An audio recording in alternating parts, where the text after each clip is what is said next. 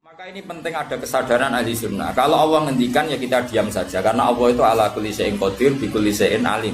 Kamu tidak usah kecangkeman orang Aceh diadab karena banyak maksiat, malah goblok yang telulas. Foto-foto maksiat yang Aceh, maksiat yang Bali. Bali le maksiat yang Hollywood. Hollywood le maksiat yang Cina, malah komunis. Tidak usah ngomong gitu. Pokoknya adab itu Allah kuasa mengadab siapa saja. Tapi kita berhenti di situ. Tidak usah ngomong siksa karena dosa. Karena kalau kamu ngomong dosa diperbandingkan ada daerah yang lebih dosa atau itu tidak wilayah kamu.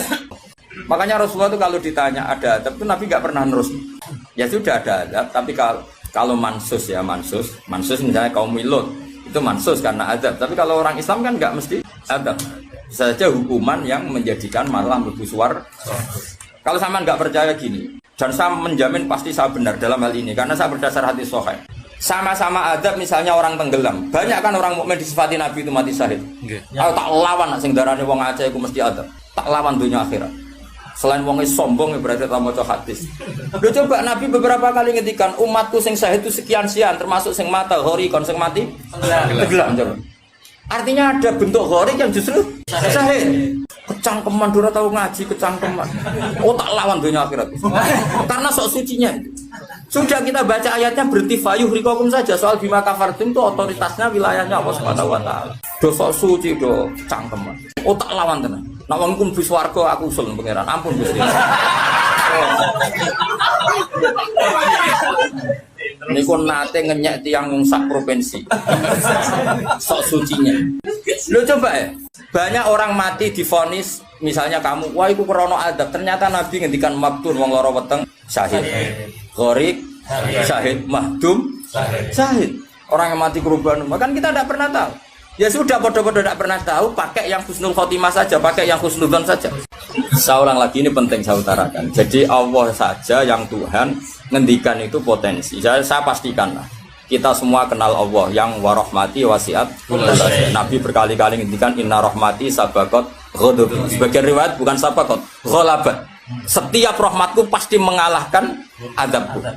Artinya gini, kalau ada potensi azab, ya kita milih itu bentuk rahmat saja dulu, karena itu yang mesti menang.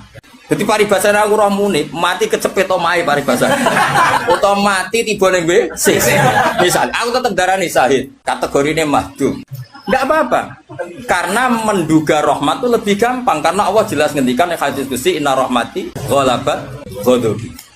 Berarti gamane pola semua itu lebih baik kamu tafsirkan sebagai rahmat.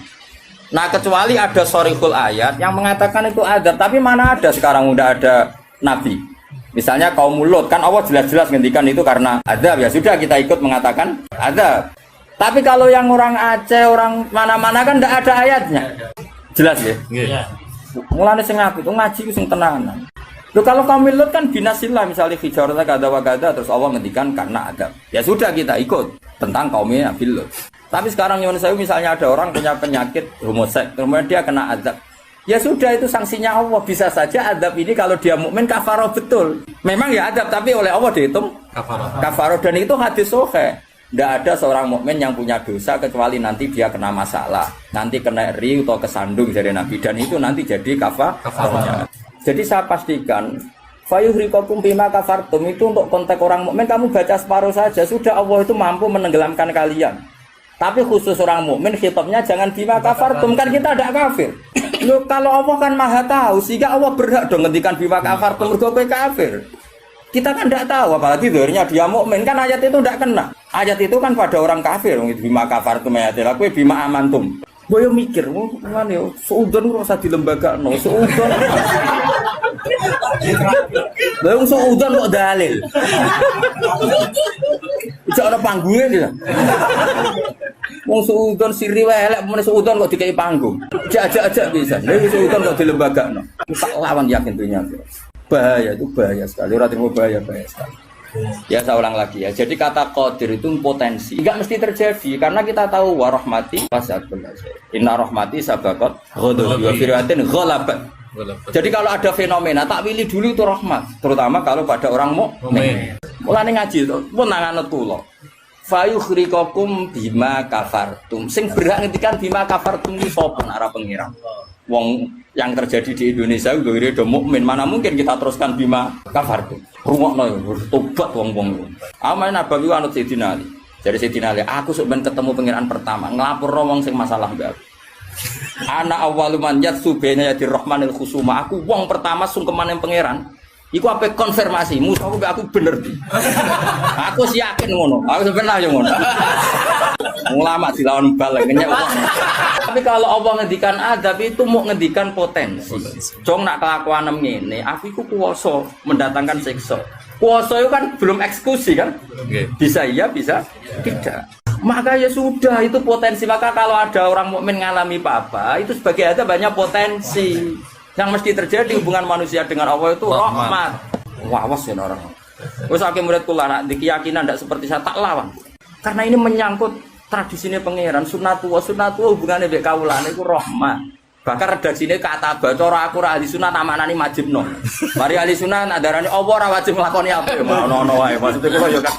Wis jelas istilahnya kan kata barabbukum ala nafsi. Cuma kita sebagai ahli sunnah manjen mengatakan Allah itu tidak wajib melakukan apa saja. Tapi Allah sendiri mengistilahkan dirinya pasti mewajibkan pada dirinya melakukan rahmat. Baik kula suwun. Hubungane wong mukmin be Allah iku yakini hubungan sing baik. Mergo Allah ngendikan nggih kata rabbukum ala nafsi rahmah. Sebagian wassalamu ala manit tabal huda. Dadi anggere ana wong mukmin hubungannya ambek Allah itu untuk salam. Paham ya? Soal nanti ada salah-salahnya itu ya mesti wae wong ya salah. Aku rasa mbok kandhani. Macam kita pakai aku rasa kecangkeman. Didali. Sudah jelas Qur'annya gini, ndi Qur'an sing ndi? Wah, saya pernah melihat ada kitab judulnya welali, aku isinya loh ini.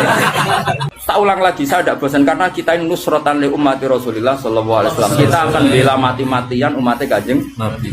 Nah, kan umatnya Nabi iman be Kanjeng Nabi wis salat, wis maca sholawat. Zaman akhir koyo ngene rusak ibadah. Mbok tuduh nak kena adab. Ayo sakit.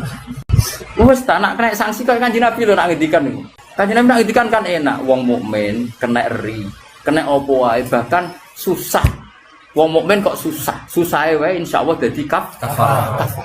Mulane Kanjeng Nabi nate ngendikan inna minadz-dzunubi dzamban la yukaffiruhu illa hamul maisha. Ana dosa iku isane kafara nak kowe susah. Asa ulang lagi berkali-kali. Pokoke nak ana masalah mbek wong mukmin, sing gampang takwilane yaiku hubungane rahmah. Iku sing bisi watil jasmi. Mergo Allah ngendikan wa rahmati wasi'at kullasyai. Setiap orang pasti mendapatkan rahmate Allah. Lah soal nanti Allah rodok ngekei sanksi mergo duwe Quran ora dijogo. Dadi kiai ora tau mulang. Terus rodok diadab Allah sithik-sithik bojone minggat. Rezekine angel. Lho nak pancen iku adab tenan mesti asal wong mukmin statusnya apa nglebur dosa ora istena. Kowe sing hukume adab terus piye? Dadi anggap ae dikopiok ngono lho maksudnya.